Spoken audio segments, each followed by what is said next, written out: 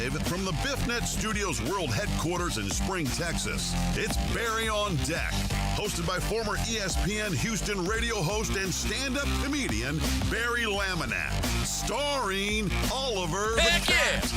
Written by Barry Laminack, produced by Barry Laminack, directed by, you guessed it, Barry Laminack, featuring sports, entertainment, special guests, film sessions, and some drinking. Okay, a lot of drinking. Viewer discretion is advised. And now, here's your host, Barry Laminack.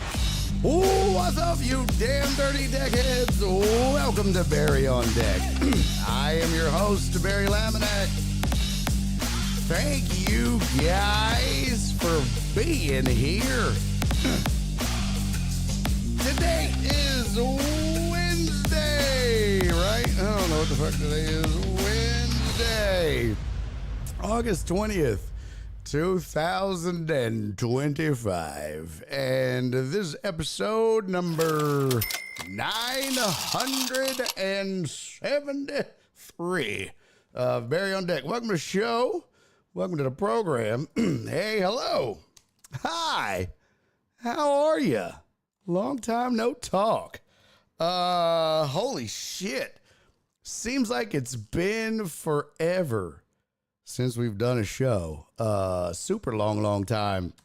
Good to be back. Sorry it has been so long since you and I have gotten to hang out. Sucks, I know. But we are here now. We're doing it. Forgive me, I'm getting the tweet together, because the millions and millions of people that demand the tweet.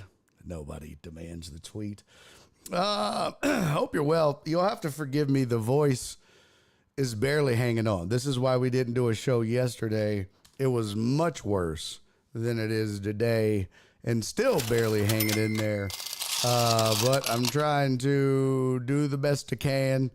I was like, man, if I don't do a show soon, they're just all going to abandon me and never come back. So I'm here. We're doing it. Okay. We're doing it and doing it well. Here we go. Tweet. Yes. Okay. Post. The show is up. There will be a lot of coughing. I apologize for that. Other than that, hope you're good. Hope you had a good time away. Hey, what up, Pinsman Sports? Good to see you. I'm your host, Screech. Yeah, it's not sounding good. It's not sounding good at all. Boy, I hope you, sir, Pinsman Sports, I hope you are correct. Pinsman Sports said your true subscribers won't abandon you. We'll find out. We shall find out, sir. But we're here. We're doing it now. What sucks is, once again, I still have the echo in the thing, so I don't know how long I'll be able to use the headphones. I just don't know what the fuck is going on with these.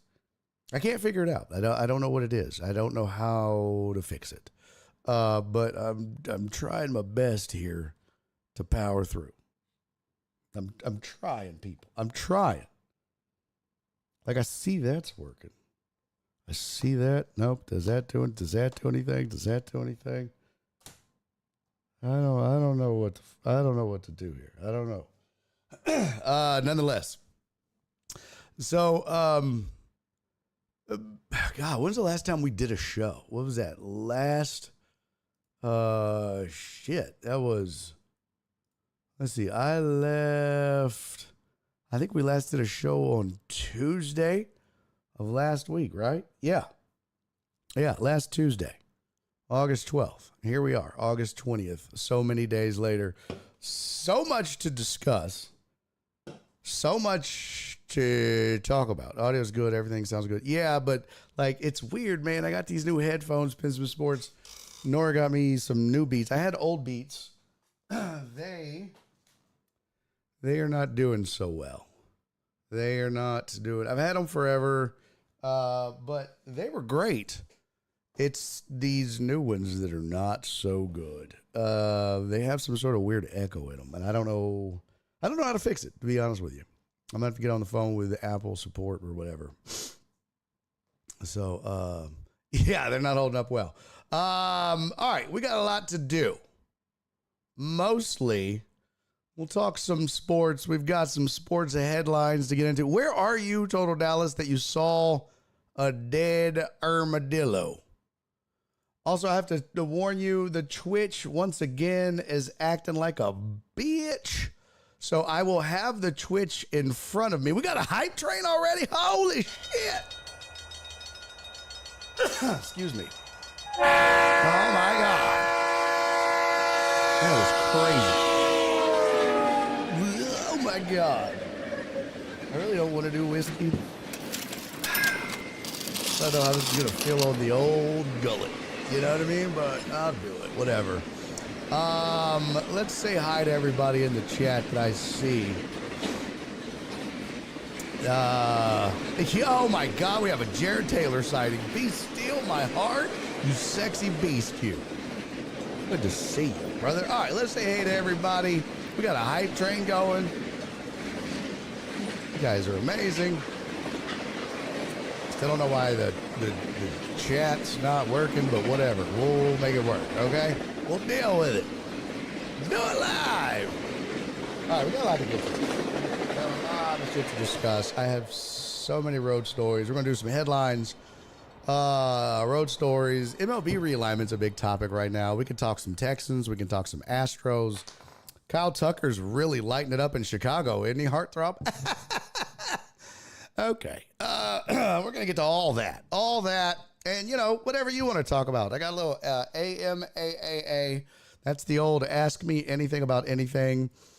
You know the deal on that. If you're new to the program, what that means is you can ask me anything you want, and I will give you an answer. Because I'm the smartest person I know. Okay? And that means you can ask me... you can ask me questions about string theory. You can ask me about, well, where do babies come from? You can ask me about the universe. You can ask me about life. You can ask me about, how are tornadoes formed? It doesn't matter because I can answer it. I mean, it may not be like, you may not like the answer, but I can answer it. But, in the meantime, we're just gonna, yeah, we'll do this. We're just gonna shoot this bad boy for the hype train, man. Love you guys. Appreciate you guys. Hey, what up, Brian? Good to see you, homie. Tiger Stripes Media in the building. We'll just do a little riff or a little pull on this new riff single barrel in honor of the hype train that you guys so graciously blessed the show with early. And then we'll get into it. So, cheers, everybody.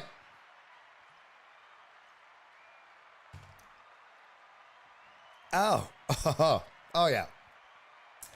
That fucked the throat up. Okay. Don't need to clip that. Be adults. Let's all be adults about it. Jesus Christ. Yeah. So, what have you been doing? What up, Walt? All right, let's say what's up to everybody on the YouTubes first, since that's what I have in the window. AJB was in early. He said, welcome back. Rudy Rod, sanitize, wash your hands, social distance. Back the fuck up. Rudy Rod also said Astros suck again. Oh, no, we suck again. Total Dallas is in the building. Pinsman Sports is here, and it's good to see you, brother. Thank you. He found the show via Tiger Stripes Media, a.k.a. Brian Pettit. So much love there. Walt is in the building. Love me some Walt hanging out in the chat. Always good. Over on the Twitches, I can't put it on the screen, and that sucks. But Heartthrob was in early. He said, screaming migraine, so volume is a bit low in the earbuds, but I'm here. Let's get it. Appreciate you, Heartthrob. I'm sorry you have a migraine. I won't yell or scream. Yes, I will. What up, PB Dubs? Good to see you, buddy. Uriel's in the building. What up, Mr. Villanueva Potch? What's up, Patchy Poo? Who else is here? Jared Taylor, I mentioned. He said, what up, what up, what up? Saying hi and bouncing. Damn it. Fuck shit. He said, busy. Have a great show, B. He's already leaving. Clarence is here. What's up, Clarence? My sweet Donna made it. Oh, so much better now. Jared, thank you for the 50 biddies, my friend. Excuse me, B. Hannon, thank you for the 100 biddies, my friend. Cisco's in the building. What up, B. Hannon, by the way? Cisco, hi from motherfucking high. Simulcasting live from the bathroom at work. Feels so good to say that again. Brian Pettit is on the Twitch side as well. Excuse me. Who else? Joe Bro, thank you for the 303 bits. He said, Joe Bro said, what is this place and who are these people? I know. It's crazy. It's crazy talk. What else we got over there? Joe Pro, choo choo, bitch. Heartthrob, John Dorier's in. What up, homie? Good to see you, Alec. Alec, thank you, brother. Good to see you. Alex said I got to fix my Patreon. Hey, in due time, man. I'm not tripping. I'm not stressing, but it is appreciated, and we love you, buddy. We told you we would be here. We still here. I can't believe it. Barry Pinsman Sports is one of my friends. Yep, you had mentioned that. And that's super dope, man. Thank you. Punch doesn't even care about the hype train. I do care. My sweet, sweet Donna, thank you for the, what is that? 1, 2, 3, 4, 5. It doesn't say. It says over here. No. 11 biddies. Donna, thank you for the 11 biddies, sweetie. Jared Taylor, thank you for resubscribing. Oh, no. He gifted a sub. Jared Taylor gifted a sub to Brian Pettit. That's super dope. Let's see.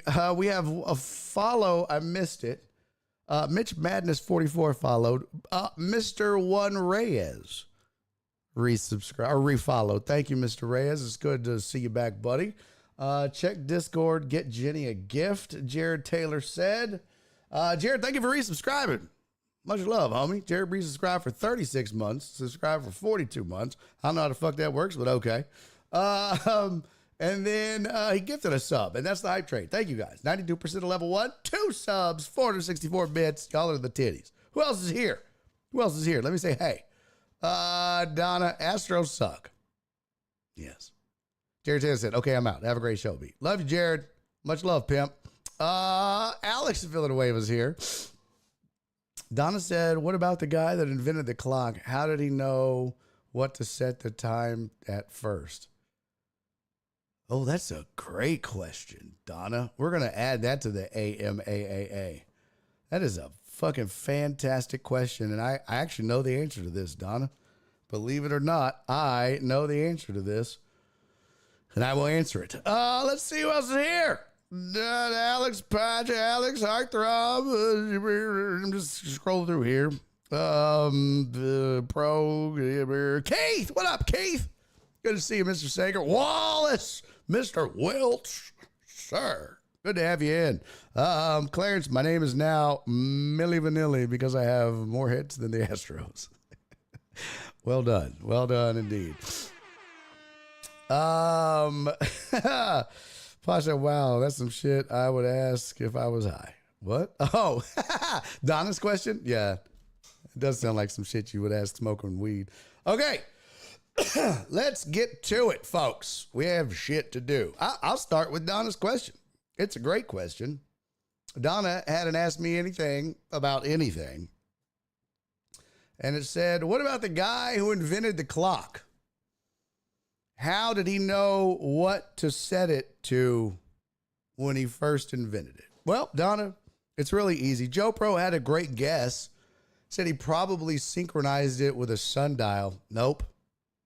Not true. It's not true at all. No. You would think that that would be the case, Joe Pro, right? You would think he would use a sundial. He would use, like, you know, the position of the sun in the sky, maybe the stars. No, he synced it up with his poop schedule. Donna, aren't you glad you asked? You know how much Donna loves poop talk. No, he synced it with his girlfriend's period. Donna, that's how. No, I'm just kidding. Okay. Now Donna's gonna leave. I'm sick of this shit already. Actually, what he did, Donna, if you must know, once he invented it, he got all the cogs in place, he wound it, he called time and temperature, and they told him, and he synced it after that. So That's how it goes. All right. Good times. Okay, let's get to it. We got shit to do. We could go road stories. We could go sports. We could mix them up. I'll let you guys decide what you want to do first. You want to just dive into the sports and get after it? I've got takes so plenty. The headlines are meh right now. I'll be honest with you. I looked for the best headlines I could find. I kind of figured that would be the case. The road stories, oh, plenty. So let's get into the road stories. This was a crazy trip. This was a wild trip. So, as you guys know, I don't have, Nora doesn't have a car yet, still. Okay. I told the story last week before I left how we went to a dealership in Conroe off of a referral from a former suspect and still got the runaround. And it just drove me crazy, and I was just, ugh. So, I had to rent a car to go on the road. Not good. Not fun. Because, Nora had to have her car to go to work. So I rented a car from Avis using my AARP discount, baby. Yeah. I'm old. Okay. That felt good and bad. I'm not going to lie. It kind of sucked to do that.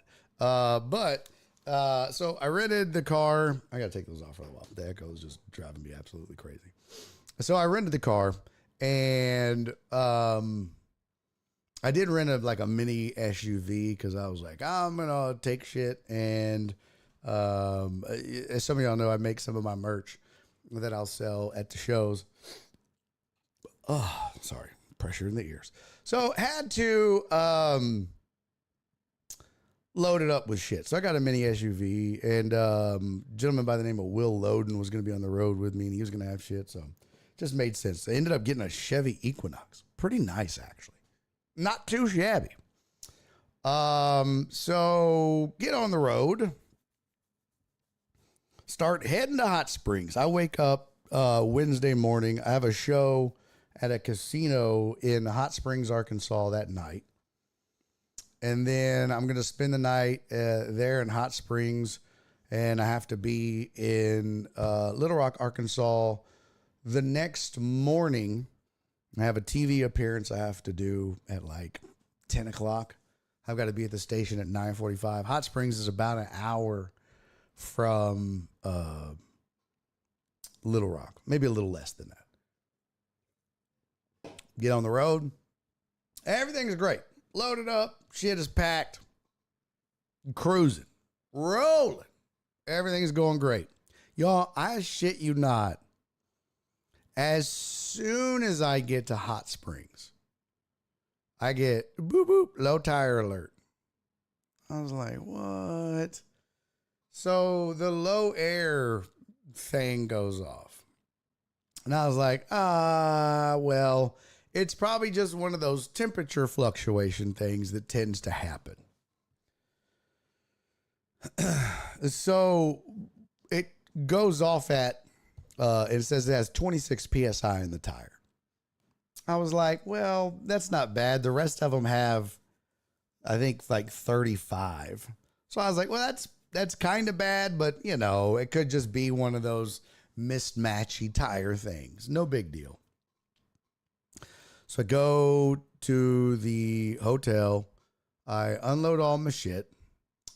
And I get ready. I go inside. I shower, get ready for the gig. I go back out to the car, get ready to head to the casino, and it now says 19 PSI.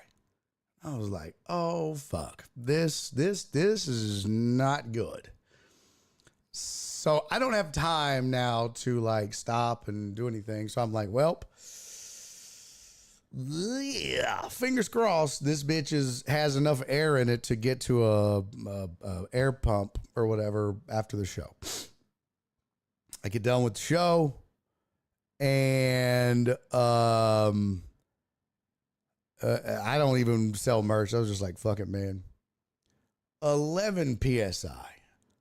I was like, are you fucking kidding me? You got to remember, I'm just like, this has not been a good run for your boy. You know what I mean? I mean, we've talked about all of the bad shit that has gone wrong over the last month and a half. So I'm just like, really? Is a flat tire now going to just, really? On a rent car? So after the show, I take it to a gas station right across from the hotel and I fill it up. And for some reason, it will only let me put 36 PSI in it. Now, I have one of these little mobile air pumps that I travel with when I drive. I keep it in my car for just such an emergency, but it wasn't charged all the way and I wasn't going to be able to put much in it. So I was like, well, I'll pay to have this thing inflated and then I'll charge it overnight and then we'll just see what happens. So for some reason, I can only charge this bitch up to like 34 PSI, which is fine because the other tires are at 35, 36. So I was like, hey, cool. So show gets done. I go air up the tire and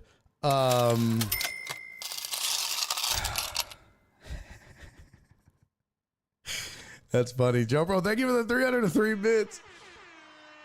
Joe Bro said, you know the difference between a bulldozer and a rental car? There's shit you won't do to a bulldozer. That's hilarious. What up, Sam? Mr. Rubio's in the building. What up, pimp?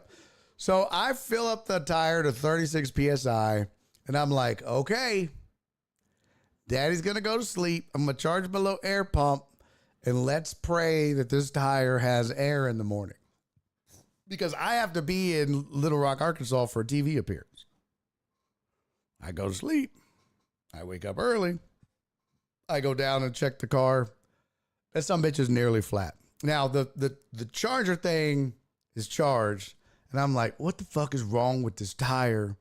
And I kind of look, sure as shit, there's a nail or a something. It looks like a nail or a tack or whatever. I was like, God damn it. Just my luck. So I take my little pump. It's got, when you hook this pump thing up to it, it'll tell you how much PSI is in there. It's got 6 PSI, 5. I'm sorry. It's got 5 PSI in the tire. Almost flat. Almost just dead ass flat. I fire that bad boy up. I get that shit aired up to like 11 PSI. Just enough to get me back to the station where I was at. So I air it up. I load up the car with all my shit, check out, head to the station, and I put, this time I'm able to put like, I think I put 38 PSI in it or whatever. Now I have to go pick up Will Loden, who's on the road with me. He was going to be the MC. He's not an MC though. He's a headliner. He's a killer. But I wanted to get him into this club. So the only spot they had open was MC. So he went with me. Super funny dude. And, he had a show the night before at the Rose City Comedy Club. And you know, Patch, I thought about that, but I just didn't have time at any point to change the tire. I had no time. You know what I mean? Like when I got to Hot Springs, I had just enough time to shower and get to the venue. Couldn't change it. I wasn't going to change it in the middle of the night because I needed to get to sleep and get up and get to the TV station. So I was like, the only time I would have time to change it was after TV. So on the way in, I have to go pick up Will from the bus station because he has taken a bus from Tyler, Texas to Hot Springs. So I pick up Will. What up, Flip? I pick up Will from the bus station. And we all asked to Little Rock. I drop him off at the condo. I still have enough air in it. I drive to the TV station and I do the TV show. I do my segment, which that's another story that we'll tell you. Get done. Still have 20 PSI. I'm down to 20 from 38. I now find out that I have to do radio at noon. So I have 2 hours. No, at 1. I have to be there at 12:45. I'm done with TV. I'd be like, fuck. So I find a discount tire in North Little Rock, and I just beeline to it. Because discount, if you don't know, will plug a tire for free. So I drive over to this discount tire. I go in. I'm like, hey, man, I got a nail in my tire. I just need y'all to plug it. He goes, cool, man. It's going to be about 3 hours. I was like, oh, bro. I was like, 3 hours? He was like, yeah, maybe a little sooner than that. And I was like, man. I said, look, I'm not from here. I One Star Rental. That's funny. Total Dallas. I said, so I never do this, okay? I never do this, but desperate times, desperate measures. I was like, look, man, I'm from out of town. I'm a stand-up comic, and this is a rental. And I just shot a TV episode for like Good Morning Little Rock or whatever. I've got to be at 96.5 The Box at 1 o'clock. And I don't even know how far that is. But my tire's damn near flat. So is there any way you could help me out, man? Because I just don't live here. I don't know what else to do, man. And he was like, man, I'm not from here. I don't even know how far that is. Heck yeah. Mimi! Meme says, thank you for resubscribing for 32 months, for 42 months. I still don't know how that works, but thank you, Mimi. And I feel bad for doing this. But dude is like, oh, you're a comic? You're a stand-up comedian? I was like, yeah, man, I'm performing at the Looney Bin. I'm in town all weekend. He goes, man. And he looks around. There's people everywhere in this discount. He goes, come on, man. And he jumps the whole line. And he's like, I got you, man. He goes, I don't live here. I'm from OKC. I'm just filling in. Ask that dude how far it is. But he's like, in the meantime, and then he's like, some guy was walking out to get a car to do the next car. And he was like, hey. I don't know what the dude's name is. Like, Bobby. He calls him back. He goes, take this and plug the right front tire. And old buddy goes in, man, pulls the car in and plugs it. I was like, bro, you're a lifesaver. I was like, what's your name? And he tells me, I'm like, write it down. I was like, I'm going to leave tickets for you and 3 more people at the box office. Any show you want, you just come up. I don't give a shit. You can come to every show. I don't give a fuck. But you plus 3 every night this week if you want them will be at the Looney Bin. He's like, for real? I was like, yeah, man, on me. I really appreciate that. So they plug my tire and off I go. Because I'm like, I don't even know the rules. Like, if I were to call, because at first I was like, well, I'll just call Avis. But then I'm like, if I have to swap, and then I find out later, I looked it up, I'm responsible for it. I'd have to get the tire fixed or replaced on my own dime. I was like, fuck that. So I got lucky. They fixed the tire for free, bumped the line. I did get a couple of dirty looks, but I didn't give a fuck. I didn't care. So then I make it to the radio station on time. All's well. Tire holds up rest of the weekend. But I thought, man, how much bad shit can go wrong?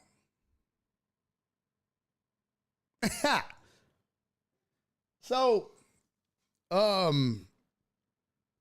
had fun, though, doing the media stuff, right? So I will give credit to where credit is due.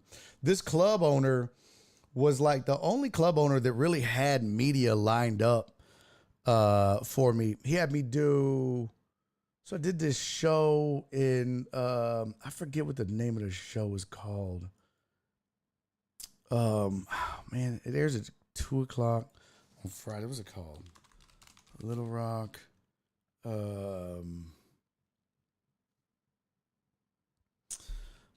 Let's see. Little Rock. 2 p.m. TV shows.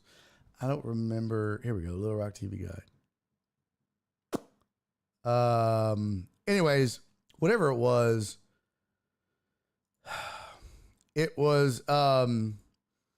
It was some lady, right? No, not Best of Sewing. That's weird. Arkansas Style, I think is what it was called. Yeah. Is it called Arkansas Style?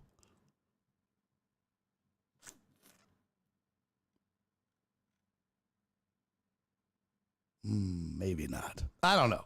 Anyways, this show is basically just this woman who does like it's almost like Good Morning Houston or a Deborah Duncan style shit, right? It's this older white woman.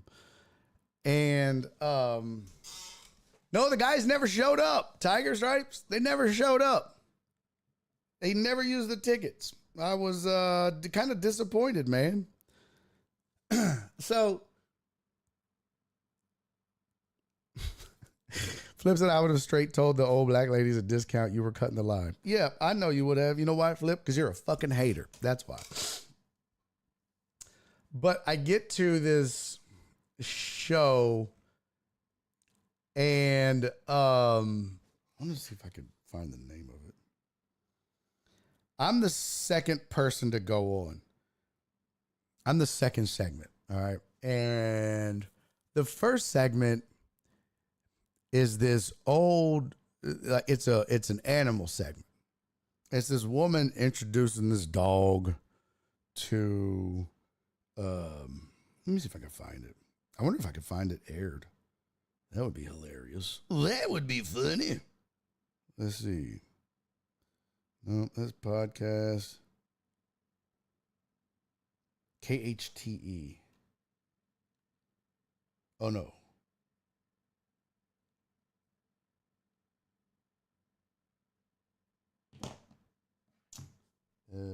TV Arkansas is what it was called. Oh, yeah, it is Arkansas Style. Oh, okay. Arkansas Style. Yes, Nicole Neiman was her name. And I wonder if they have clips.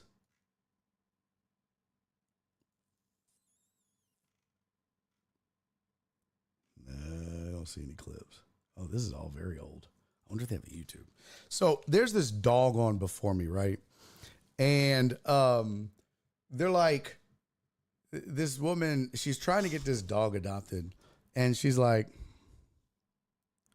yep, never worked with kids, never worked with animals. Well, I'm not working with the kids or the animals. I'm on after them. But this woman,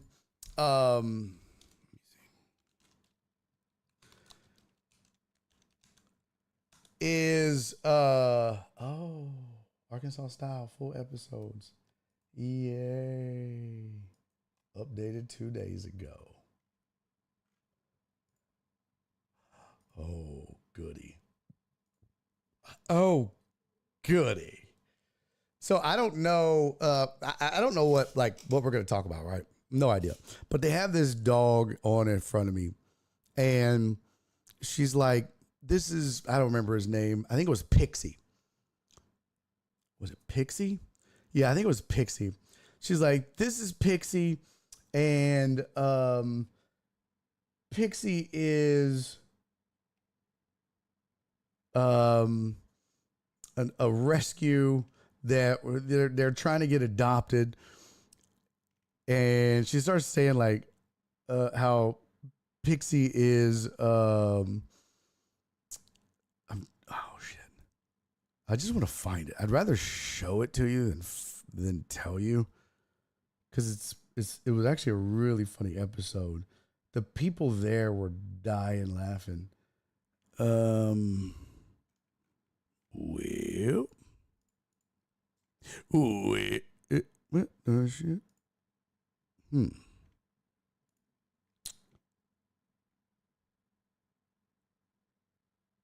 4 hours ago, 15 hours ago, 12 days ago. Oh, she didn't post our segment. Dirty, dirty woman. Why is that popping up like that? That's weird. She just posted all the cooking segments. Got it. You dirty, dirty rat.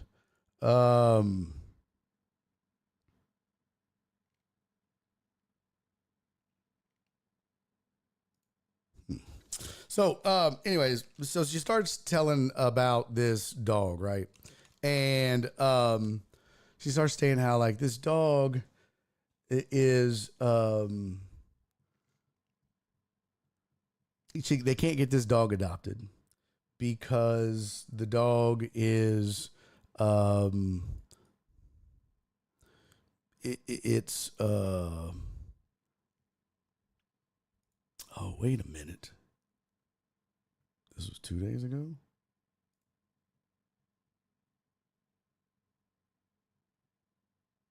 So maybe they do have them all on here.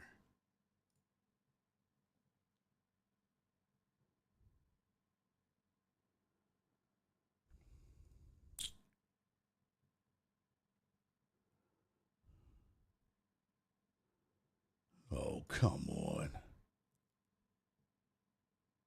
How many episodes does this woman do? She does a lot. Unless they just didn't air it because they're like, I may have said whore or escort. So this is like a show for women too. And I think that was frowned upon. Yeah, these are not.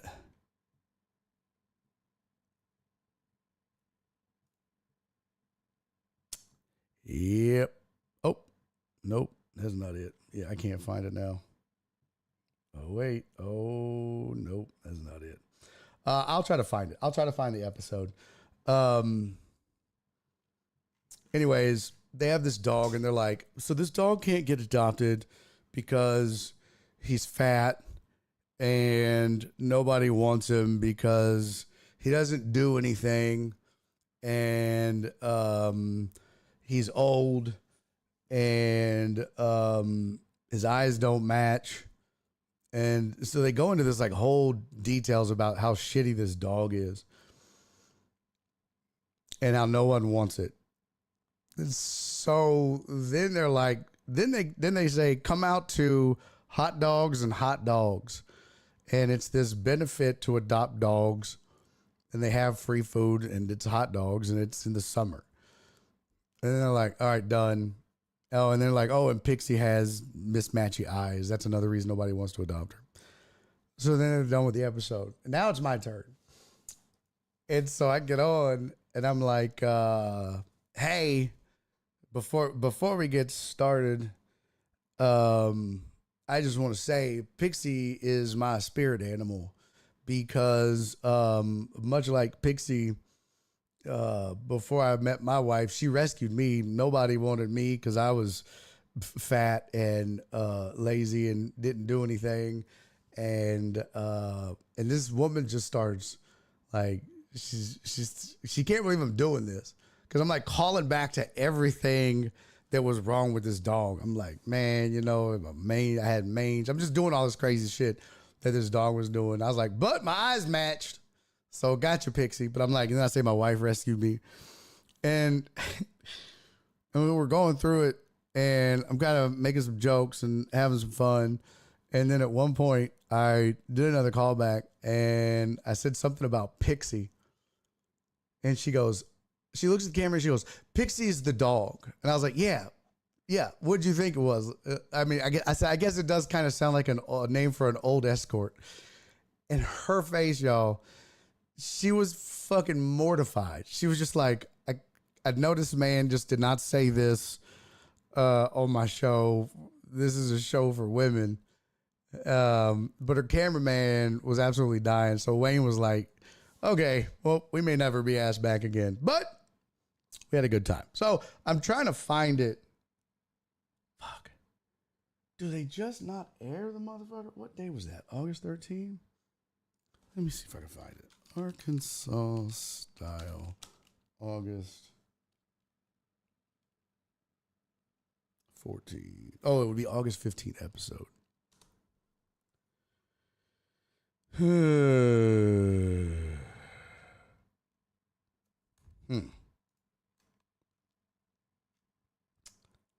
Yeah, they really don't. Let's see.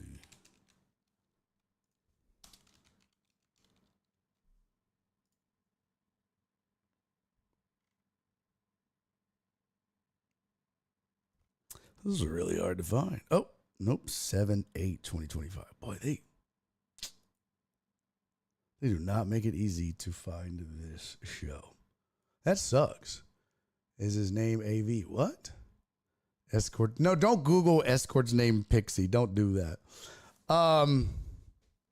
So then I leave, I get the tire fixed, and then I go do a radio station, 96.5 The Box, which is a hip hop and R&B station in Little Rock. Had a good time there. And everything's going fine. All right, now I am sick as a dog, so I'm trying to hold shit together, okay? I have really been under the weather and not feeling well. So I buy me some tea.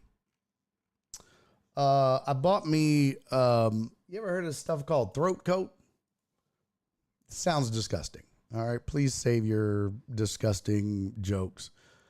But I bought some tea called throat coat. And it's supposed to like really help you with like get your voice back if you're like a performer or whatever. So I buy the tea, and this is like Friday or Saturday, I forget which.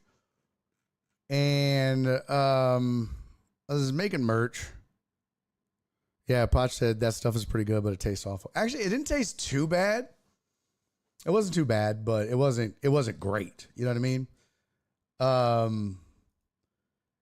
Anyways,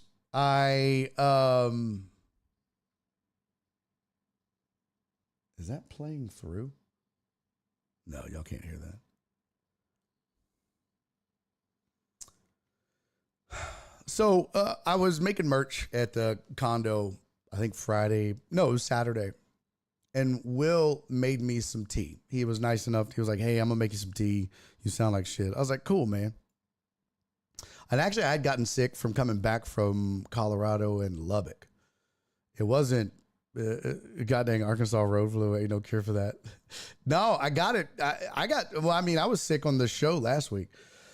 And it just never went away. So Will makes me some tea. It works good. And then an hour before the show, I decide I need more tea. Okay. And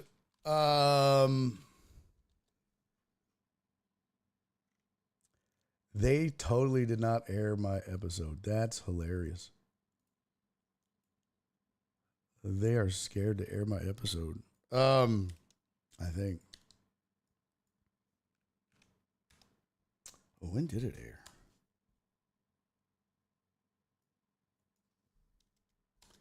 Let me see. If it aired on the 4th, 8/4/25.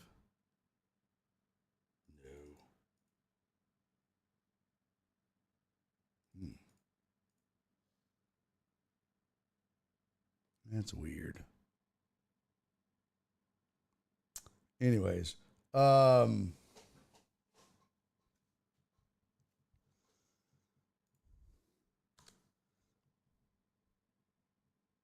it's not popping up. Too funny.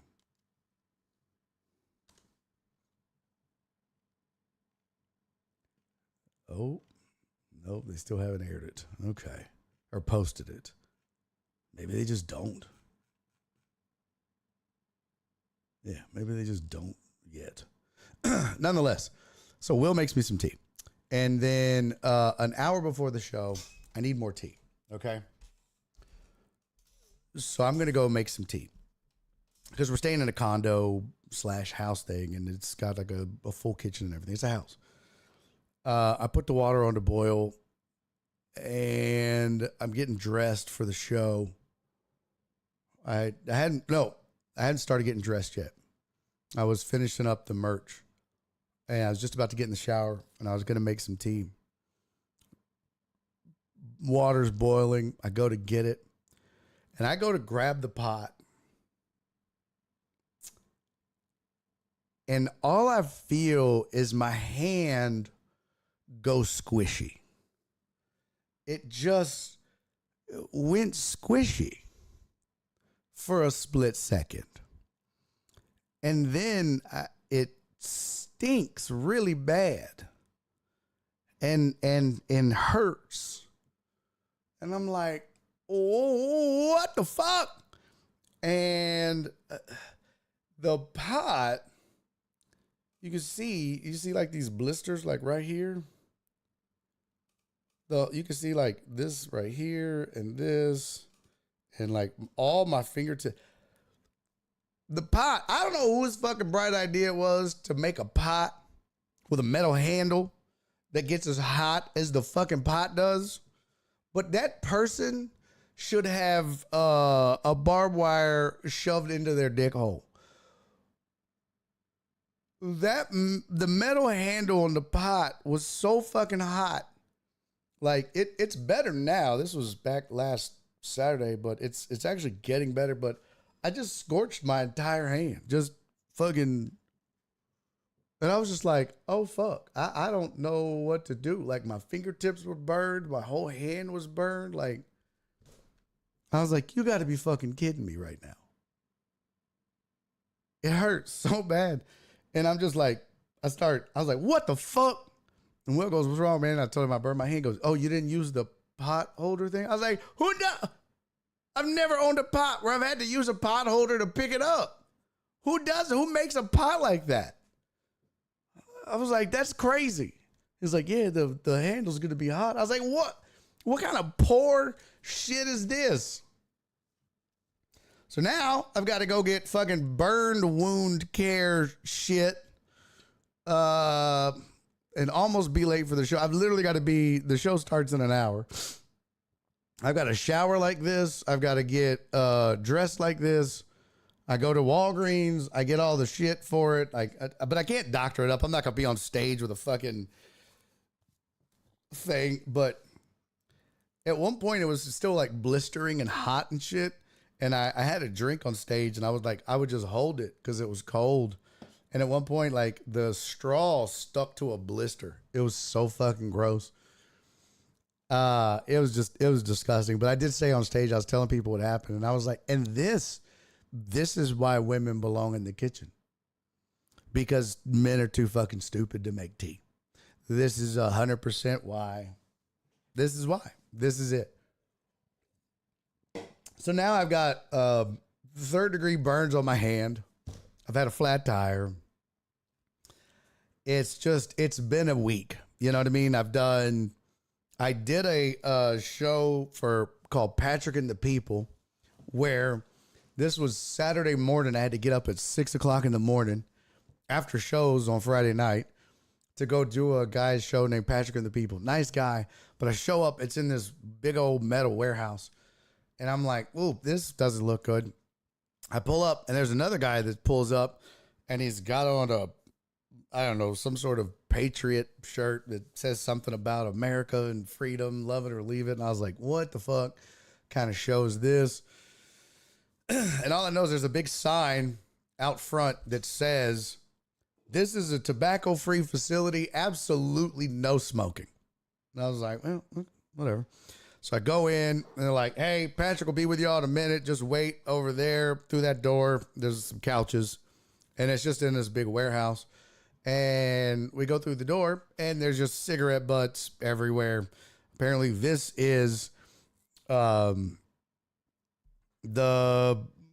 smoking area. But I was like, this is crazy.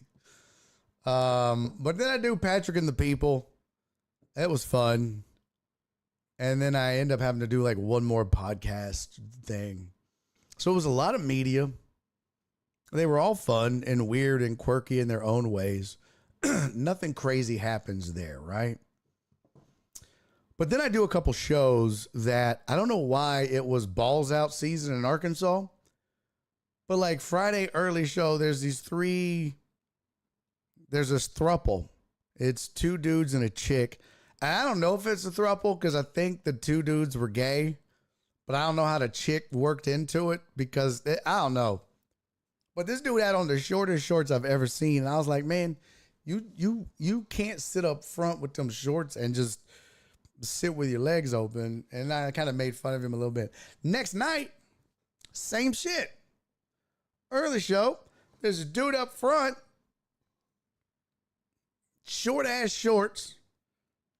Same thing, just balls out. I'm like, bro, what is up? This is Arkansas. How come nobody has showed up in overalls? We finally get to the last show. And I'm like, hopefully we just get done with this and we're good. We're out of here. Told Al, said, too bad your hand was already smoking. That was funny. And a burnt hand ruins the road, love life. I'm a lefty. Yeah, he had on them Jack Trippers, them John Stocktons or something. So we get to the last show. And, the shows have all been weird, okay? Like, the audiences have been very difficult. Like, Will's a great comic. He's very funny. He's passed at the Mothership, Joe Rogan's club. He's a regular there. He's a paid regular. He's a beast on stage, right? And they're just not giving him anything. He's struggling to get the show started. And then the feature goes up and he's not doing well. And so I'm having to go up, and it's work to get this crowd kind of back on my side and shit and get it closed out. Almost every show is like that. We get to the final show and I'm like, maybe we'll just have one normal show. Show starts. Will goes up. Same thing. Just tight, tough, working.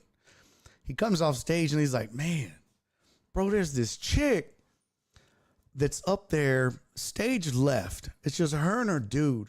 And she's just fucking mean mugging me the whole time. She's just staring at me, just growl on her face, just arms folded. She was on her phone. I was like, really? He's like, yeah. And for those of you that just don't know, that just makes it really, really hard to do your job as a comic when there's people in the front row that are just like, the whole fucking time. Like, first of all, why go to a comedy show if you're just going to be fucking miserable? It's a comedy show. And then why sit up front if you're just going to mean mug the comic and have resting bitch face? Dudes too. Guys do it all the time. Guys are usually the ones that are more guilty of it. So he mean mugs the shit out of her. So then the feature goes up, Brian Stevens. And same thing. He gets off stage, and as I'm standing there to go up, he passes me. He goes, man, good luck, bro. He was like, they're tight. I was like, yeah, I could hear it. He goes, man, that chick in the front row on the left, he goes, I don't know if she's a stripper and got upset and offended by my stripper jokes or what, but she was mean mugging me the whole time, man. She just sat there with her arms folded. I was like, Will said the same thing, dude. Same thing. He goes, man, it just really threw off my rhythm and everything. I was like, well, all right. So he walks off, and then Will's like, are y'all ready for your headliner? Y'all give it up for Barry Laminack. So I go on stage, and I'm like, it's last show of the week. And I've been working every show, like hard to get these crowds. So I was like, I'm just going to be silly this last show. So I go up and do this thing that I've only done like a handful of times where I just make them give it up like a lot. Like usually you go to a comedy show and they're like, hey man, y'all give it up for my boy Will, the host. Y'all give it up for my boy Will, super funny guy. And they clap. And I'm like, hey, give it up for your feature act, Brian Stevens, man. That dude's funny. Y'all give it up. Yeah, man. Okay, cool. So I do that, but then I'm like, make sure you give it up for your wait staff also.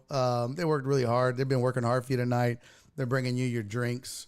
So they're going to get you nice and liquored up so that you can enjoy the rest of the night. So give it up for them. And they're clapping. I'm like, and give it up for your bartenders in the back too, man. They're working hard for you. The wait staff doesn't have drinks to bring you if it's not for the bartenders. So give it up for the bartenders. And they're clapping. I'm like, yeah, man. Give it up for the food guy in the back. Food guy in the back is making your food for you. Without that food, man, you know, you have to probably slow down on the drinking. So give it up for the food guy. Man, give it up for the door guy. Y'all, let's give it up for the door guy. Without the door guy, you didn't get in tonight. You know what I mean? And like nobody hardly claps. I was like, I said give it up for the fucking door guy, y'all. Give it up for the door guy. And a few more people start clapping. I was like, let's give it up for the troops, guys. Let's give it up for the troops. Come on, let's give it up for the fucking troops, everybody. Let's give it up for the troops. And of course, everybody has to clap because if you don't, you're an asshole. I was like, if you're not clapping right now, you're an asshole. Give it up for the troops. So everybody's clapping. I was like, without the troops, man, we don't have America. Starts to die down. I was like, let's give it up for America, y'all. Let's give it up for America. Come on, let's give it up for America, everybody. So it's like the few times I've done this, the whole point is you do it like, you know, give it up for the MC, give it up for the feature, give it up for the wait staff, give it up for the bar guy. And then by the time you get to give it up for the food guy, they're mad. They don't want to fucking give it up no more. Then you do the door guy. Then you do management, and they're pissed. And then you do the troops, and now they understand that it's just silly shit. And they kind of start giggling. And then when you hit them with give it up for America, now a few more people start giggling, and it starts to swell again. So it's like this roller coaster, right? You're giving it up, giving it up, giving it up. It's funny. Okay, that's enough. That's okay. We fucking hate this bit. Oh, fuck, he's still going? He's still going. Okay, this is hilarious. So now I'm like, give it up for America, y'all. Give it up for America. Because without America, we don't have the internet. Everybody laughs. And I paused. I take the mic out of the stand. Fix my phone. I was like, let's give it up for the internet, y'all. Let's give it up for the internet, everybody. Give it up for the internet. And it's just now they're not really clapping, but they're laughing. And I go, come on, give it up for the internet. Without the internet, we don't have cat videos. Let's give it up for cat videos. Come on, give it up for cat videos, y'all. And then when I'm done, and now they're all like, they're laughing. The whole crowd is laughing. It's become this silly thing, which is fun. It's meant to just get the whole room it resets the room.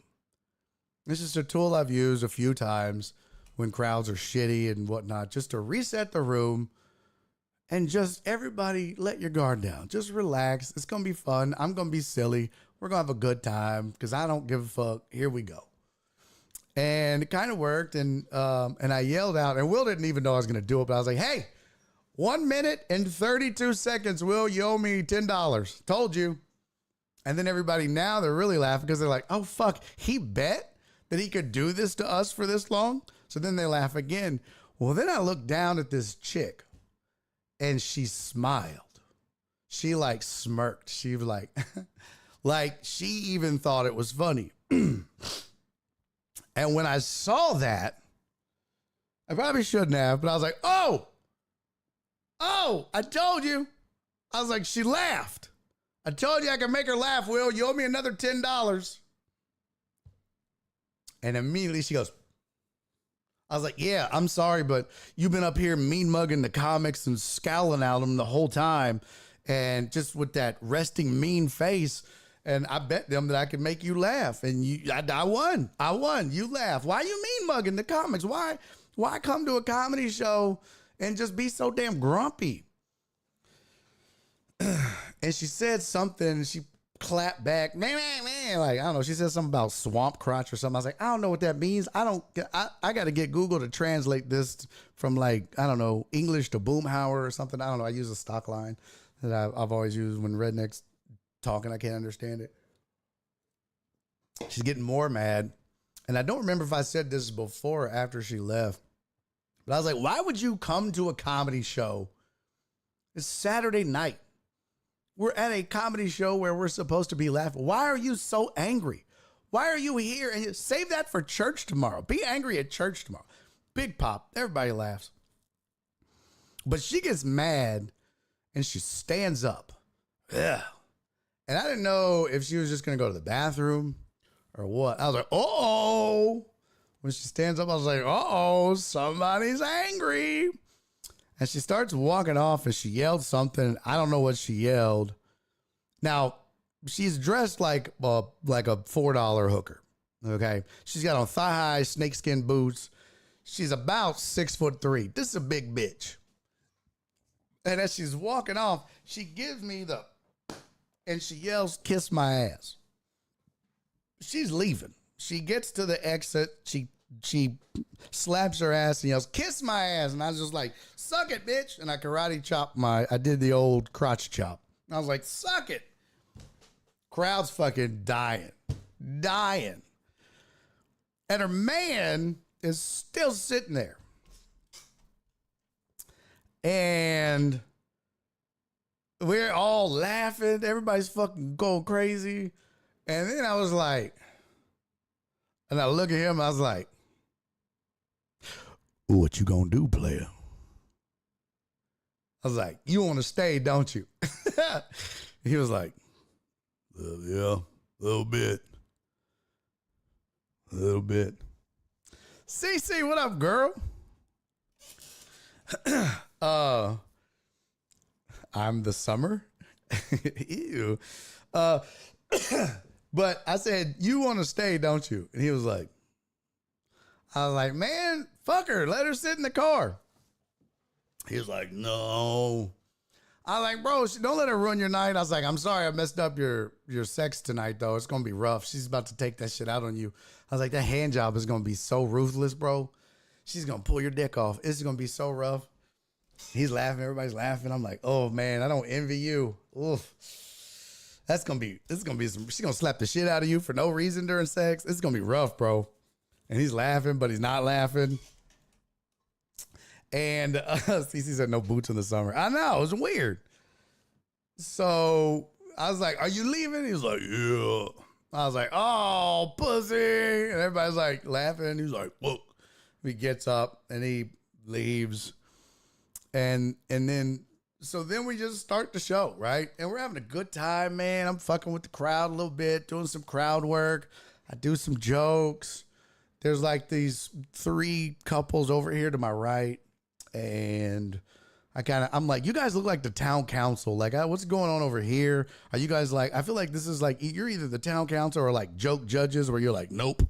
It's like, it looked like a panel of judges. And I talked to them, and there's this new couple this is their second date. I'm talking to them. Or no, was that the couple? Or it was a mom and sister? I don't remember which. There was this couple. There was another couple up here. Like, I'm talking to people.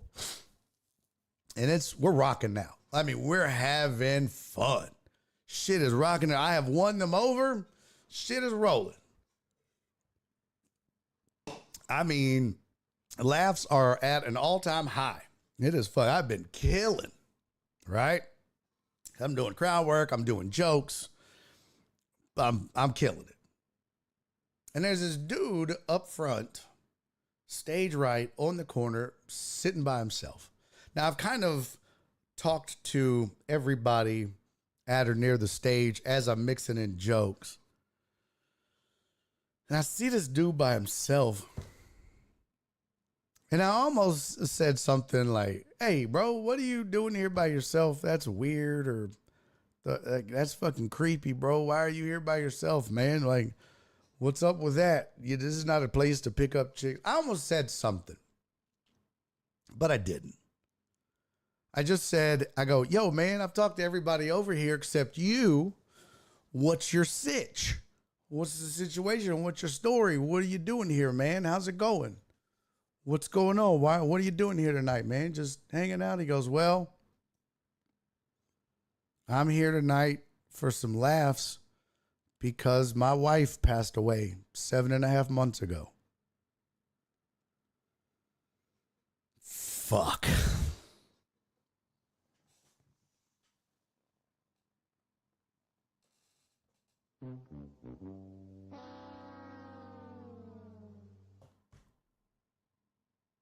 You had to ask, didn't you, Laminack? You had to fucking ask. Man, you want to talk about going from 0 to 10 to 0. I was like, fuck.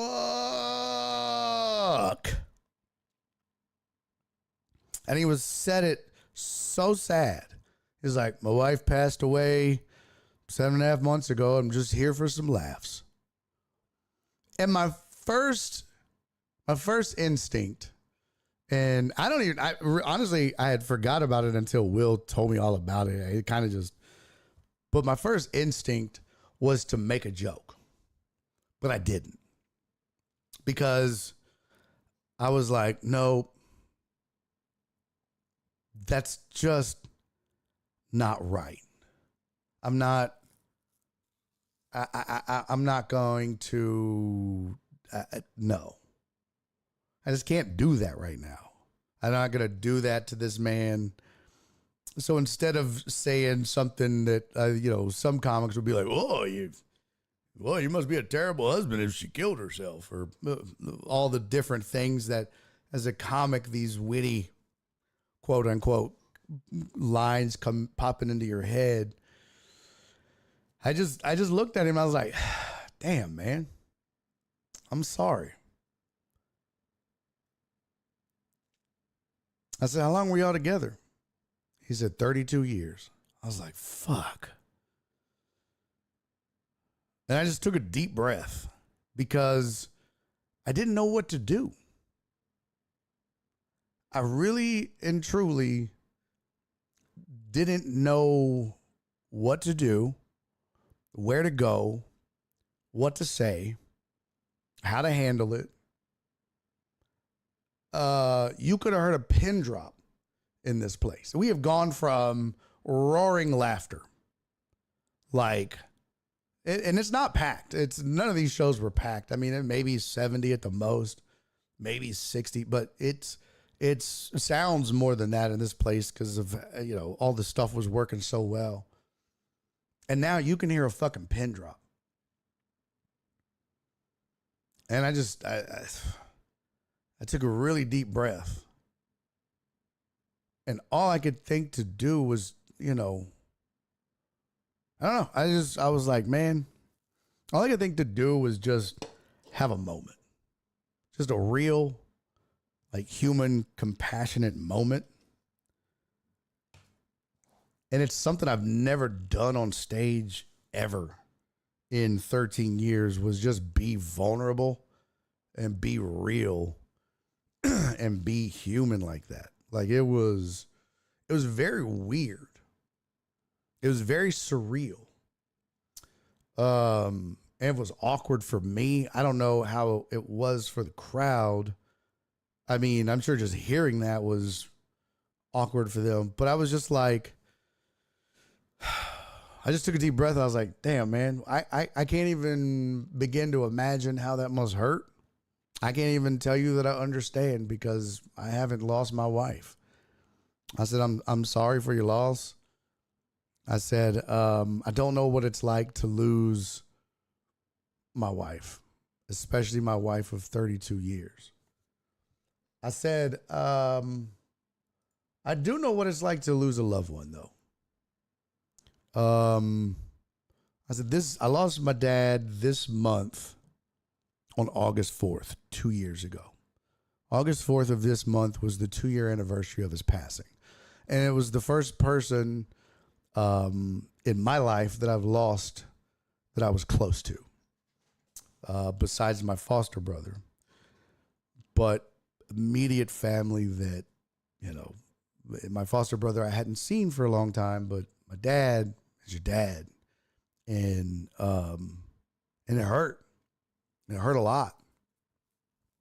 And I said, and I was wearing a short sleeve shirt. Sometimes I wear long sleeve shirts, but I was like, in fact, some of y'all may have noticed my tattoo here. This is for my dad. This is his grave marker.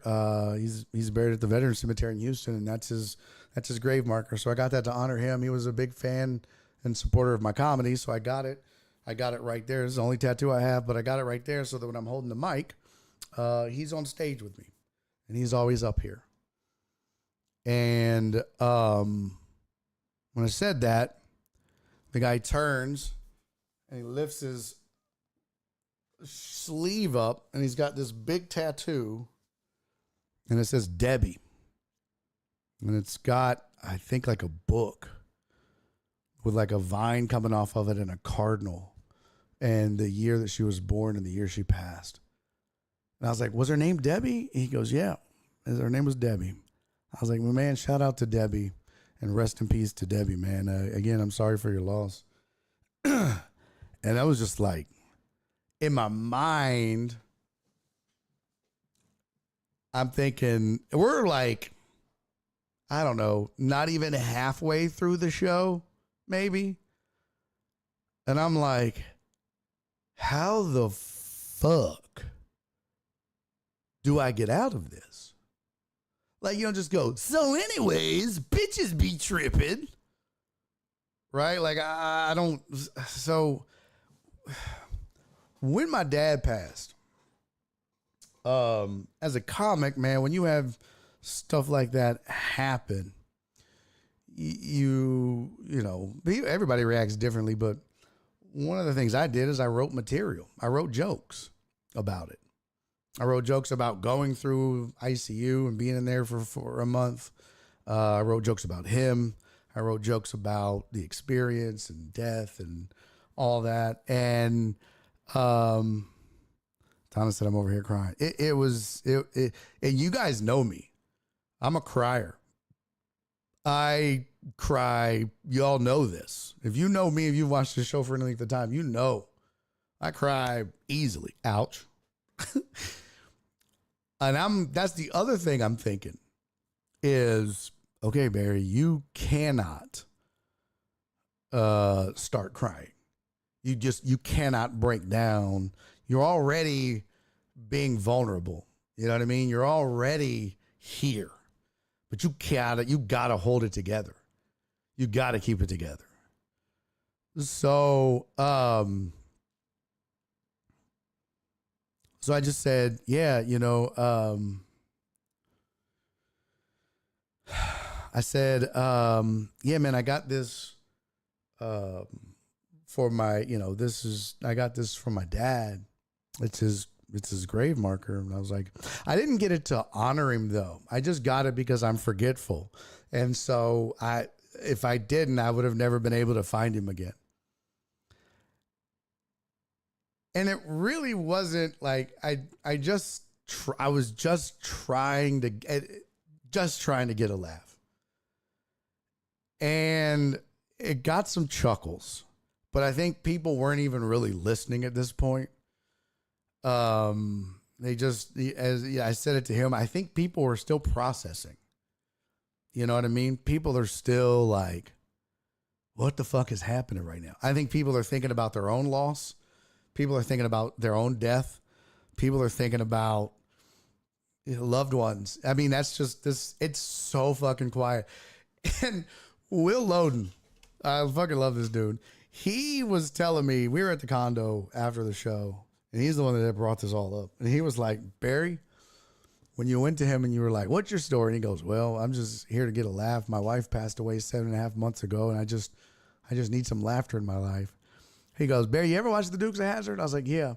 He goes, man, as soon as he said that, the whole place just got still. Even you stopped.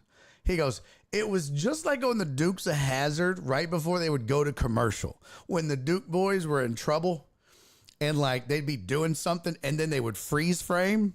And the narrator would come on and be like, well, them Duke boys is in a pickle. He goes, bro, that's all I heard in my head when that man said that. When he was like, well, my wife passed away and I'm just here for some laughs because she died 7.5 months ago. It got dead ass silent in my head and went, well, Barry's in a pickle. Let's see how he gets out of this one. And I was like, bro, that's hilarious. He's like, it was just like fucking Dukes of Hazzard, though. And I was just like, well, this is going to be fucking great. How's he going to get out of this? So I did that, and it didn't really like get a reaction that I remember.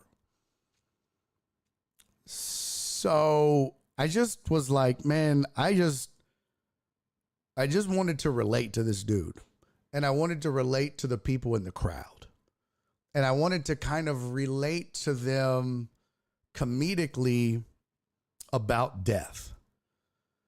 Now, the jokes that I wrote about my dad when he passed, I've done 3 times. The week that he passed, I had a show.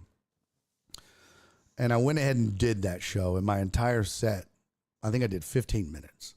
And the entire 15 minutes was just about my dad and his passing. And it was morbid. It was weird. But I needed to do it. It was cathartic for me. Trey was there. Trey came out, and that was the night that Trey and I stayed up to like 5 or 6 in the morning at a cigar shop he used to work at. But it was just cathartic. And it's weird to do those jokes because for some reason, anytime I've done them, they've never gotten the response that I feel like they deserve as far as laughter. Because I think people are too busy thinking about his death or feeling sorry for me, or maybe even thinking about their own loved ones or their own trauma or the things that they've been through instead of just listening. So they've never really worked like I felt they should. But it was all I had. So I was like, I just said, man, I said, I don't know how Debbie passed. And quite frankly, I'm not going to pry or even ask. I said, but I know how difficult it was going through it with my dad. I said, he entered ICU on July 4th and he passed away on August 4th. And that was the scariest and most turbulent 30 days of my life so far.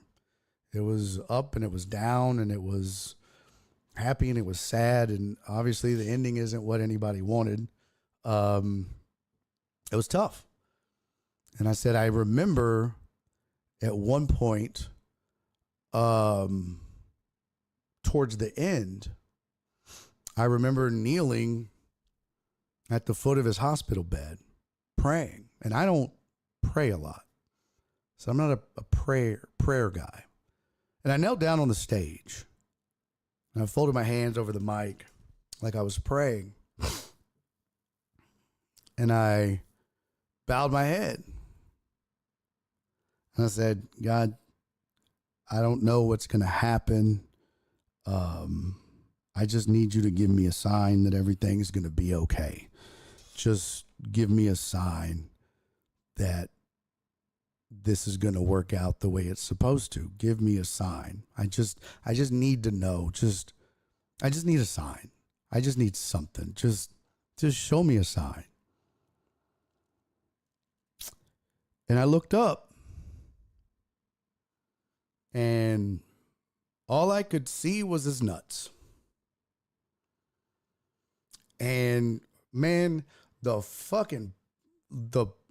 explosion, like this release of tension in the room when it happened, it was just this fucking, like this lit, like you ever put a Mentos in a 2-liter and like, it was like the lid was on that and fucking, it was just this eruption of laughter. And I was like, that's really not the sign I'm looking for, God. That's not it at all. Huge pop. And you could just feel the release in the room. Everybody was just like, oh, fuck, thank God. Oh, Jesus. I felt it. I think everybody was just like, thank God, we're back on track. And it was the only thing I could do. And honestly, I was so excited and happy that joke finally got the recognition and the laugh that I always felt it deserved. And it took that. It took a moment like that in order for it to get it. And I was like, this is such a good joke no matter what. But I needed that level of, I needed that moment, that silence, I don't know.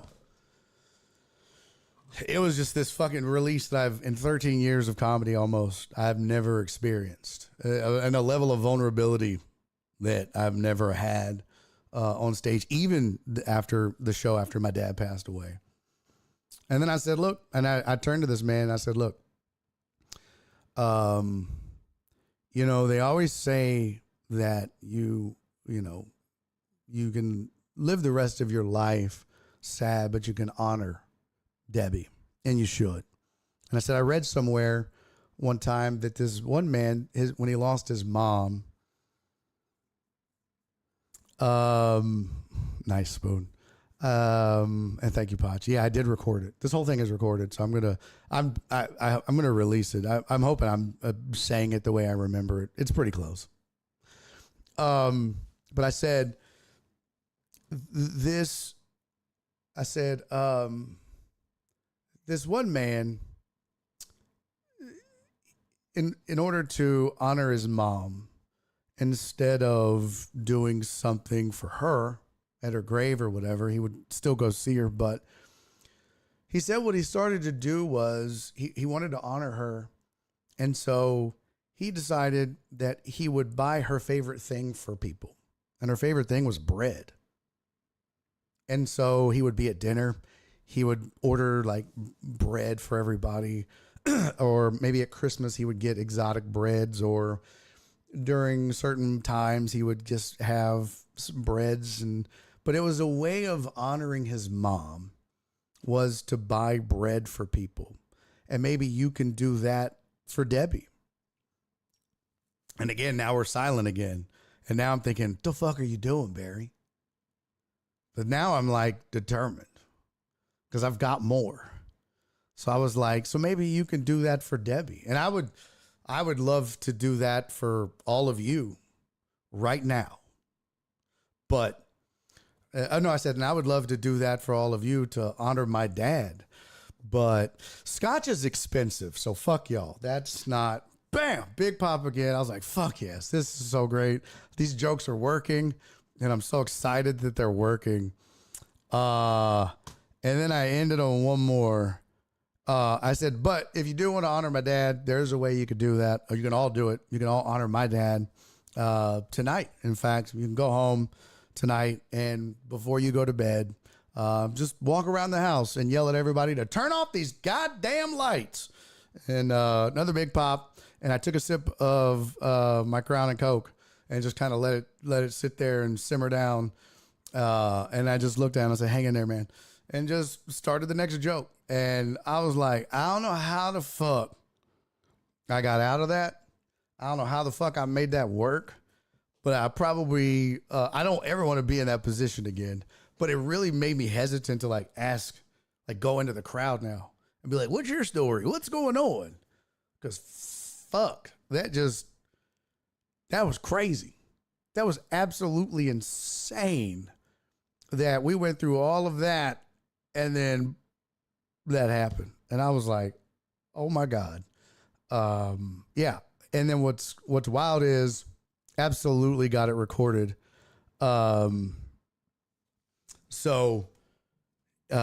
man, you know what? Later I did think about that. It's not close. I mean, Ali is on a whole other level than me, Uriel, by far.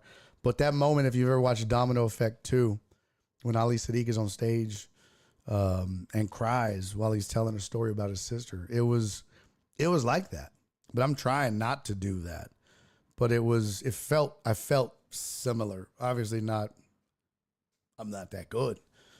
But yeah, it was very much like that.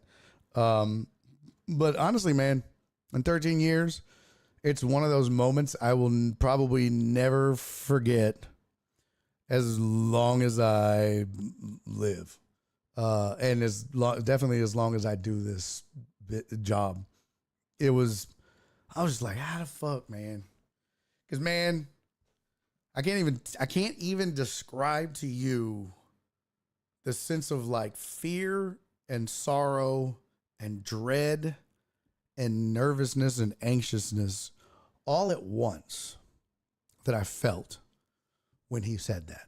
And honestly, I really think the crowd felt the same way.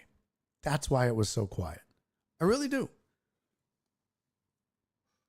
I really think the crowd felt the same way.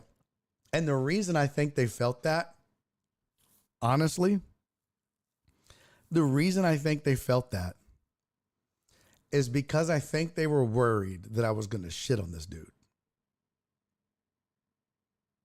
Because I had just fucked with this chick and I was doing crowd work and fucking with everybody. And I don't blame them for thinking that. And I would be a complete liar if I didn't tell you that a lot of shitty quips and comebacks popped into my head. But I'm so glad that the human side of me, the humanity in me, suppressed them and said, no, you can't do that, bro. You just can't fucking do that. Not everything is worth the laugh. And eventually I got my laughs. But that was fucking wild. It was crazy.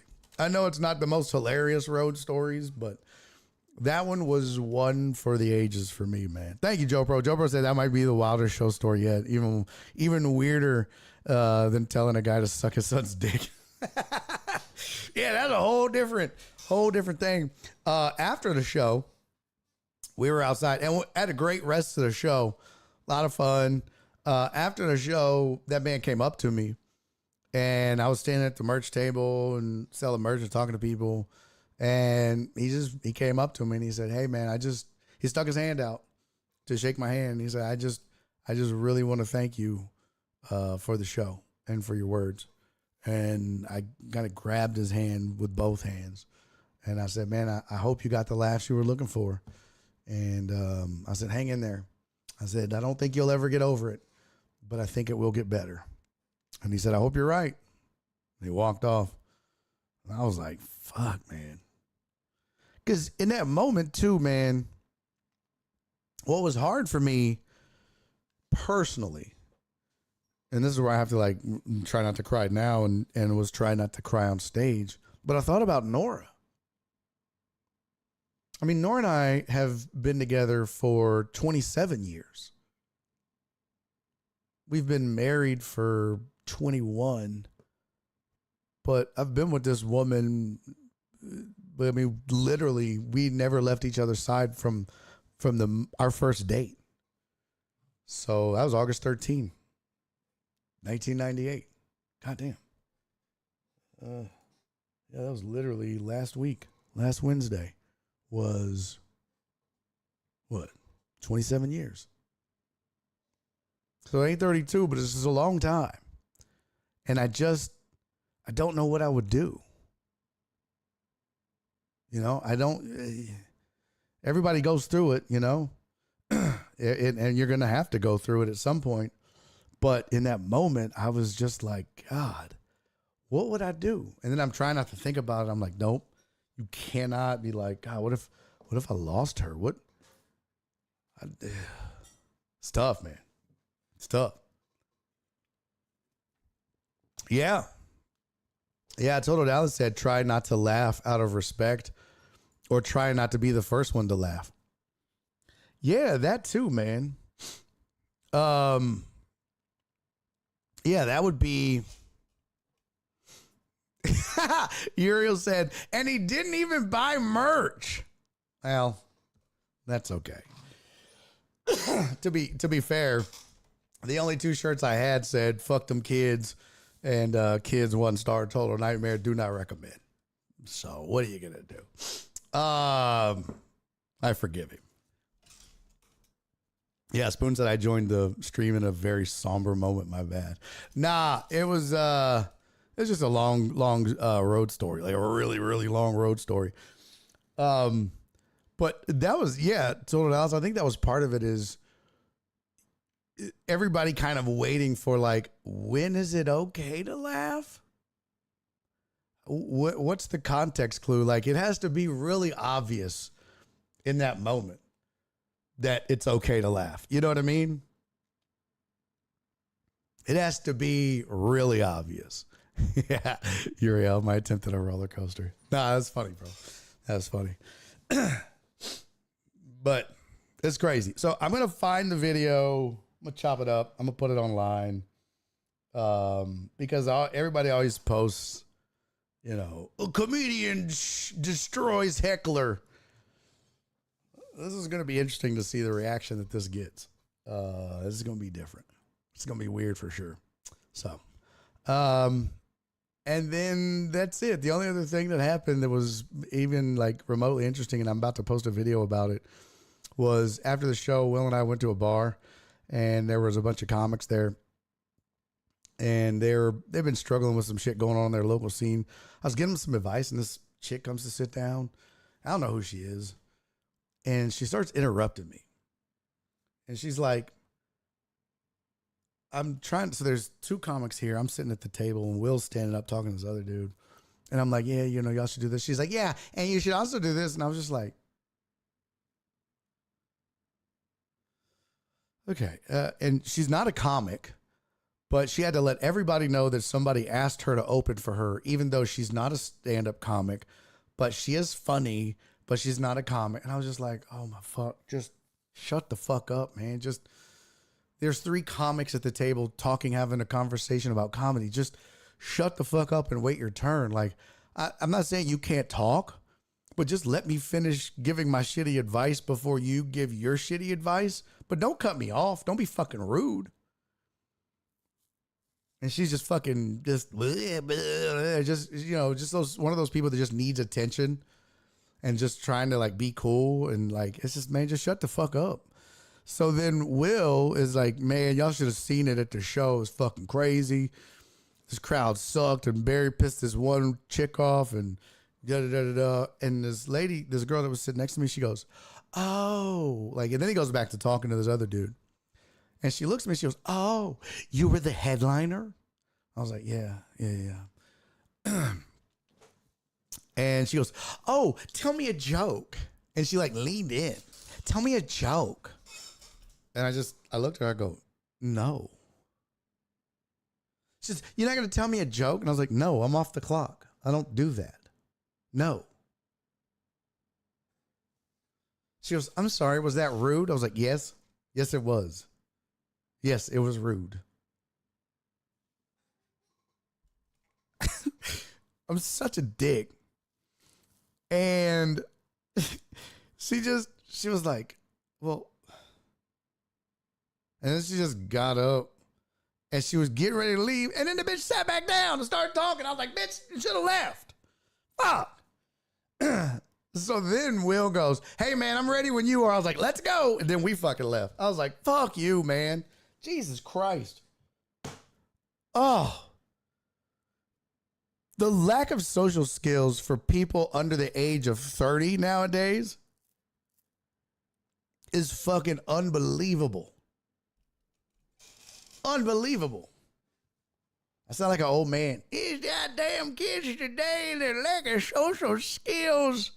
That's a goddamn, Cisco, that's so true. I wish I could put that on screen. If you were a comic, then you would know how fucking rude and stupid and annoying that question is. Oh, you're a comic? Tell me a joke. No, fuck you. No. It was just comics. Look, like when comics are done with the show, especially over a weekend, all we really want to do is just hang out with other comics that are like us and just chill the fuck out, relax. I mean, we're exhausted. I know it's not a hard gig. Comedy is not hard. It's not construction. You know what I mean? I've had hard jobs. I've worked on tar roofs in August in Houston. I understand what a hard job is. All things considered, it's not. But I had just had that show with that man and the wife, and I'm emotionally fucking drained. It's been a long weekend of tough crowds. Uriel, oh, you work in construction? Build me a house. That's fucking hilarious. Hilarious. So it's like, all we really want to do when the show is over is just maybe be around 2 or 3 comics that are our buddies or just a couple of friends, have a drink if we drink, smoke a cigar if that's what we do. Some people smoke weed, whatever, and just fucking chill out and just talk about nothing. Maybe shoot the shit, maybe reminisce about some highlights from the weekend, but the last thing we want to be is on. You know what I mean? Like, I don't want to have to, like, be on for you. Ugh, fuck. Yeah, it was... Sucked. But overall, it was a very event-filled week in Arkansas. Very event-filled. And I wish to God I could find the damn episode of that TV show. It's making me angry. Why can't I find it? It looks like they post them the following Monday. So it like airs on Friday. And then they post them that Monday.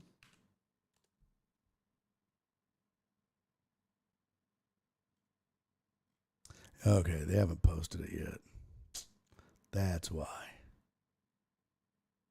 Well, hopefully it'll be up. Because if they do, I'm clipping my shit. Because it was pretty funny. All right. Donna said, what show? Arkansas Style, Donna. It was called Arkansas Style. No, not Banging in Little Rock. I did make a joke about that.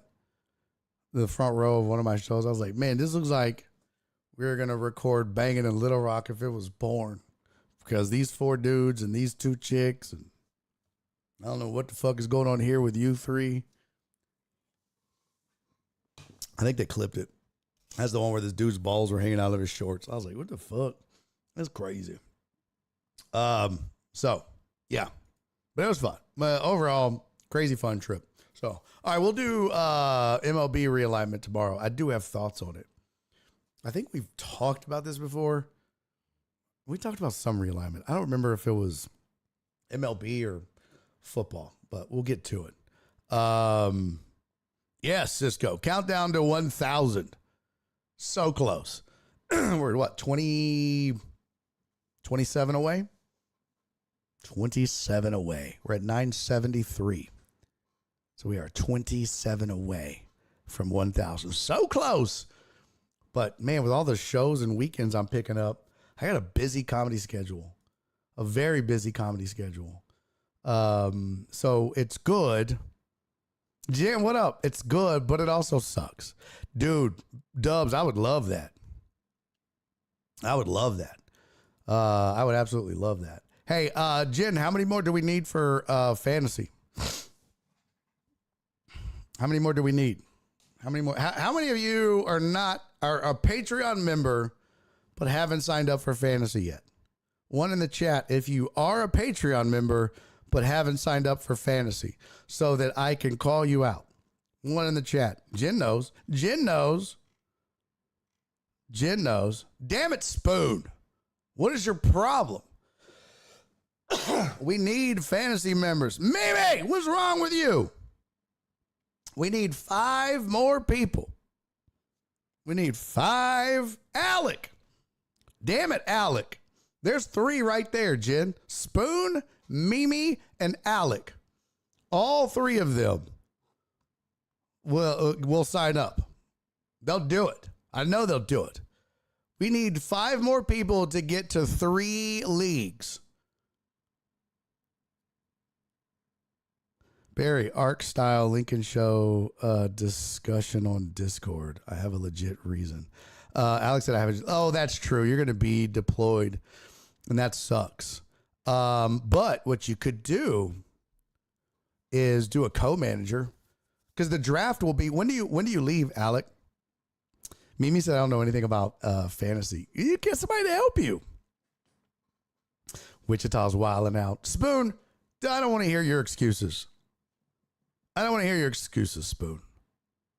Your excuses mean nothing. Mimi has an excuse because she says, I don't know anything about fantasy. Well, neither did like D Mata, God rest his soul. He did it, Mimi.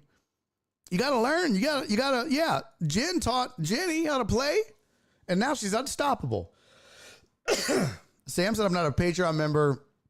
I'll sign up for it and be on the fantasy team. Oh, there you go. There you go.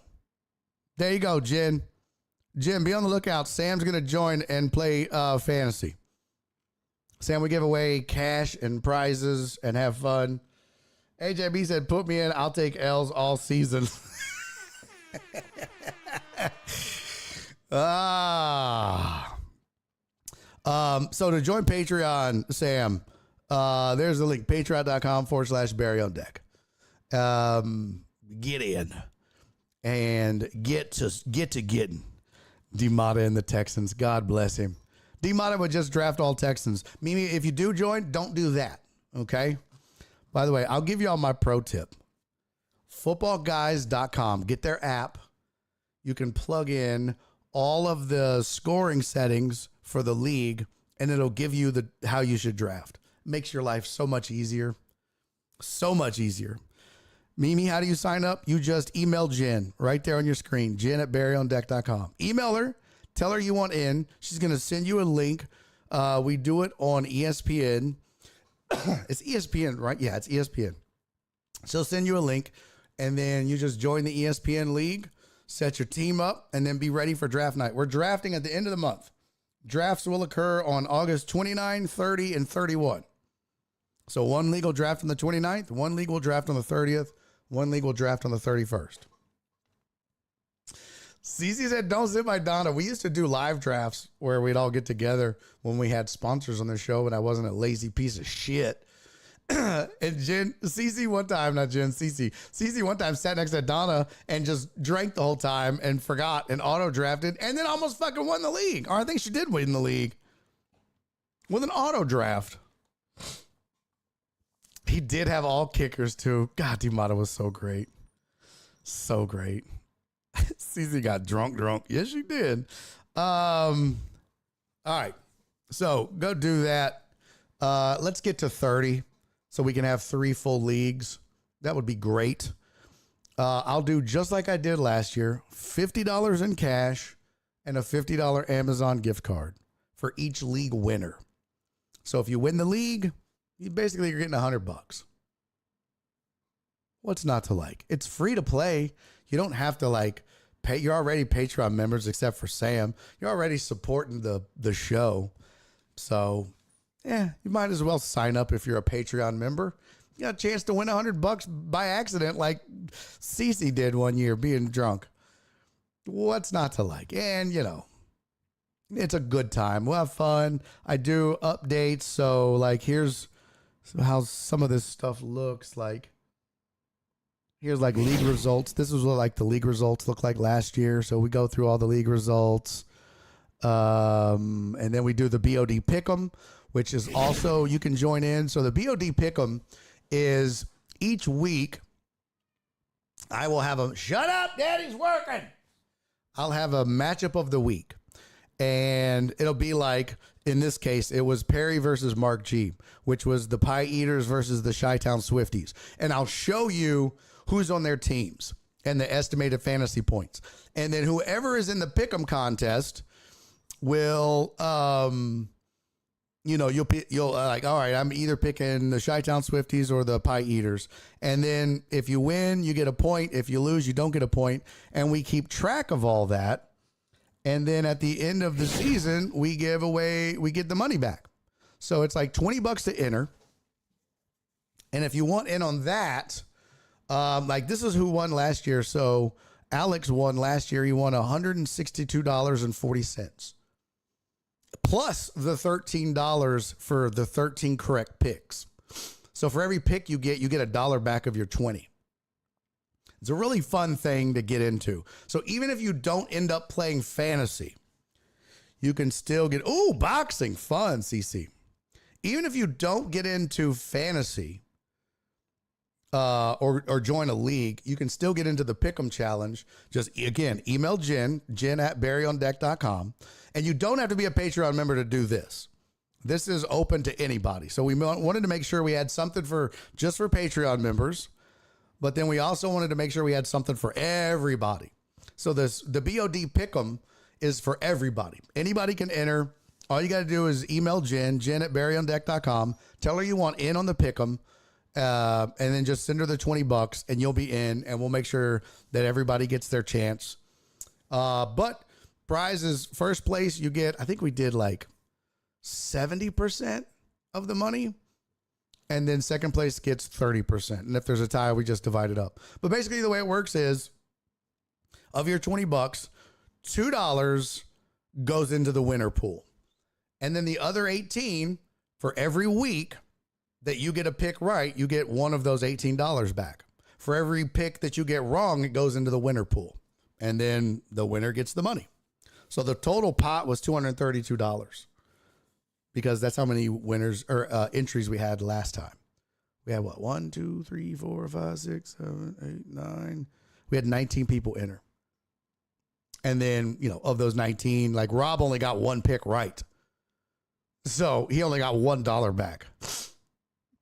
So yeah, it's a lot of fun. You'll enjoy it and you can get some money and so you don't lose all $20 unless you just don't get one pick right. So even Mark G got 7 picks right. So of the $20 that he entered, he got $7 back.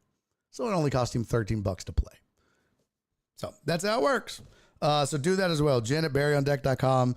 And also if you want to play if you want to get in on fantasy football, if you're a Patreon member, just email Jen at BarryOnDeck.com for that as well. Yeah, Spoon said he won $6 last year. Yeah, so he donated 14. There you go. So get in on that. All right. That's the show. I gotta go rest my voice. Alex said Champ City. Yeah, Mark was Champ City, and then he shit the bed. All right, I'm gonna go drink some throat coat. Nope, I don't need your sassy little jokes. Don't need those. Sam said I've come second the last 2 years in my league. Nice. Don't put him in my league, Jen. Put him in Jenny's mom's league. Okay. All right. Alex said I'm driving. Where's Spoon? Shut up. Punch him in the dangly parts, Joe Pro said. CC. Tony is actually in this year. Oh, nice. Hell yes. Hey, much love, Uriel. Appreciate you, homie.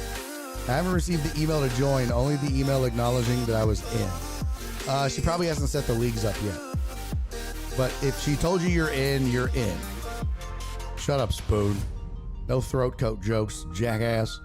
Yeah, she probably just hasn't set them out yet.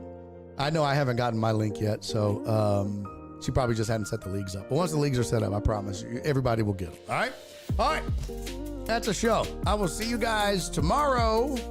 We're going to do a private hour tomorrow, too. So for all you Patreon members, Sam, get in early so you can get private hour as well.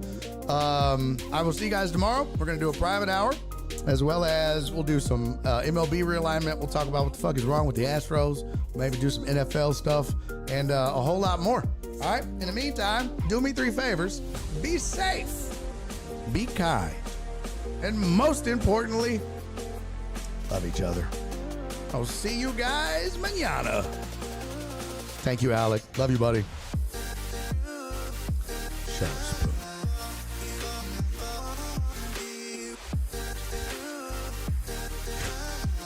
Y'all are wild.